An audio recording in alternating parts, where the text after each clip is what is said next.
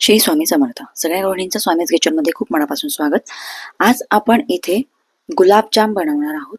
एकदम झटपट होणारे आणि खूप पाकात मुरलेले गुलाबजाम आपण इथे शिकणार आहोत. तुम्ही इथे बघितलंच असेल आणि इथे तुम्ही बघू शकता आपल्या गुलाबजामचा कलर किती अप्रतिम असा आलेला आहे. सो आपण रेसिपीला सुरुवात करूयात. इथे मी 1.5 कप इतकी मिल्क पावडर घेतलेली आहे.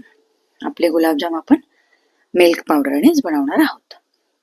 त्यानंतर यामध्ये मी अर्धा कप इतकं दूध टाकलंय. पॅन मी गॅसवर ठेवलेला नाहीये, खालीच आहे. तिथेच आपण मिल्क पावडर छान मिक्स करून घ्यायची आहे आणि गार दुधामध्ये मिल्क पावडर खूप सुंदर मिक्स होते. गरम याच्यामध्ये मिक्स करायला जाऊ नका आणि अशा विस्कनीच आपल्याला मिल्क पावडर मिक्स करायची आहे. यामध्ये मी 1/4 कप तूप टाकणार आहे. तुपाने जो मॉइश्चर जे आहे आपल्या गुलाबजामचं ते खूप सुंदर येणार आहे आणि सॉफ्ट असे आपले गुलाबजाम होणार आहे. आणि हे गुलाबजाम ना मध्ये कच्चे राहणार आहेत ना हार्ड होणार आहेत. खूप सुंदर पद्धतीने होतील जर तुम्ही ह्या टिप्स फॉलो केल्या तर. आता आपण ही मिल्क पावडर पॅन जो आहे आपला तो आपण गॅसवर ठेवला आहे. मंद आचेवरती आपल्याला हे सगळं छान शिजवून घ्यायचं आहे.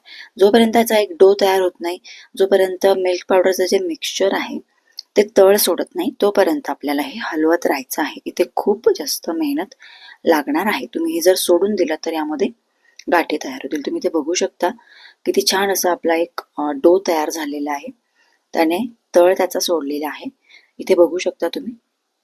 आणि मग आपल्याला हे मिक्सचर थंड करून घ्यायचंय. अति थंड नाही आणि अति गरमही नाही ठेवायचं. आपल्याला सगळी प्रोसेस वॉर्म मध्येच करायची आहे.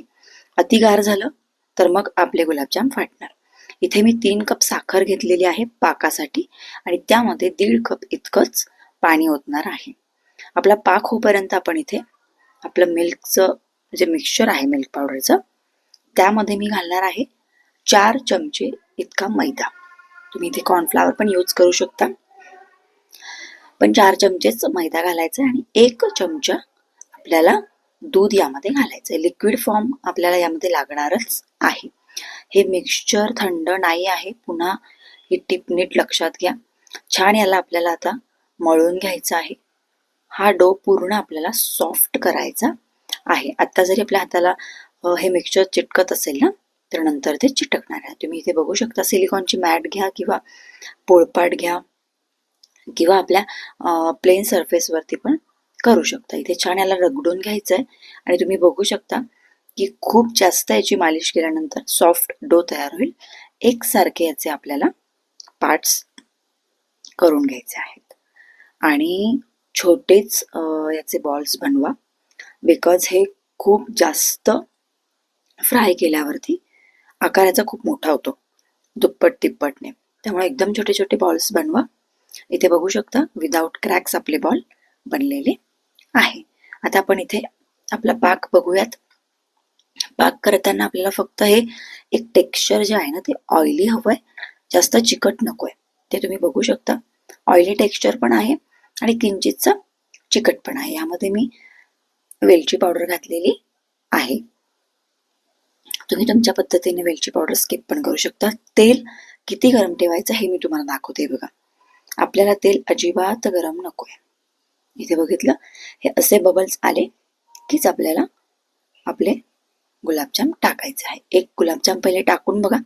जर तो फुटत असेल, इथे बघू शकता तुम्ही बबल्स, जर तो फुटत असेल तर तुम्ही त्यामध्ये आणखीन मैदा बाइंडिंगला ऍड करू शकता. मंद गॅसवरतीच आपल्याला हे फ्राय करायचं आहे. बाकीचे पण गुलाबजाम्स मी टाकून घेतले होते. तुम्ही बघू शकता त्याचा शेप अति जास्त मोठा झालाय आणि मी गुलाबजाम्स काही काही मोठे केले होते त्यामुळे ते त्याहूनही मोठे झालेले. ते बघू शकता किती छान असा कलर आलेला आहे. मिल्क पावडरचे गुलाबजाम आहे त्यामुळे ते खूप जास्त नाजूक असतात. ते बघू शकता किती सुंदर असा कलर आलाय. तुम्हाला इथे ब्लॅक करायचे असेल तर तुम्ही ब्लॅकही करू शकता. मी या स्टेजवरती गुलाबजामला काढलेला आहे आणि त्यानंतर हे असे इथे दिसलेत. बघा खूप सुंदर आपले गुलाबजाम झालेले आहे. प्लीज एकदा ट्राय करा आणि मला नक्की कमेंट बॉक्समध्ये सांगा की तुम्हाला ही रेसिपी आवडली की नाही आणि सक्सेस झाली की नाही.